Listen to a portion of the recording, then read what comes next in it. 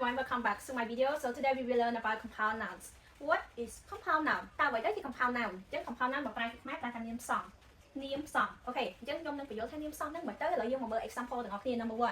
Toothbrush. Toothbrush. Chứ dùng năng của bài kịch mùi muối. Chứ toothbrush như miên pi bịa. Miên pi tooth hay năng brush. Chứ thu dùng bài thật mấy brush bài thật độc.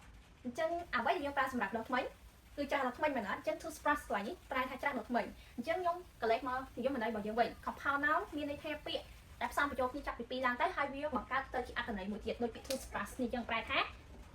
ចាស់ដល់ថ្មីអូខេ number 2 toothpaste toothpaste tooth ប្រែថាថ្មី paste មានន័យថាពពុះ gel ឬក៏ពពុះ cream ដែលយើងអាចយកលាបបានចឹងអ្វីទៅដាក់តុនតុនដាក់លើថ្មីយើង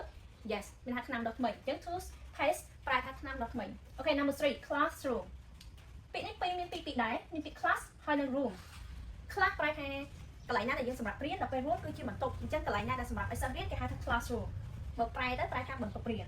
ឬក៏ថ្នាក់រៀនអូខេ number 4 roommate ប្រែថាមិត្តរួមបន្ទប់ចូលដល់ number 5 sea food មាន two word ដែរពីពាក្យ sea ប្រែថាសមុទ្រ food ប្រែថាអាហារអញ្ចឹងអាហារដែលនៅសមុទ្រគេហៅថា sea food អញ្ចឹង sea food ឡើយនេះគឺប្រែថាគ្រឿងសមុទ្រអូខេចូលដល់ number 6 fast food fast food នេះមានពីរពាក្យដែរ fast ប្រែថាលឿនដល់ពេល food ប្រែថាអាហារអញ្ចឹង fast food អាហារណាដែលយើងចំអិនទៅលឿនឧទាហរណ៍ដូចពពុះ snack ពពុះដែលគេ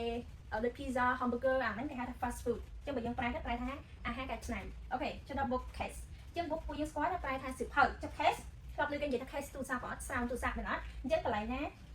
ដែលសម្រាប់ទុកសៀវភៅហ្នឹងគេហៅថាទូដាក់សៀវភៅឬក៏ធ្នើដាក់សៀវភៅអូខេ the last one book store book ប្រែថាមកពួកយើង yes very good ប្រែថាសៀវភៅចុះ store ប្រែថាហាងដែលមានសៀវភៅគេហៅថាអីទៅអ្នកនរគ្នា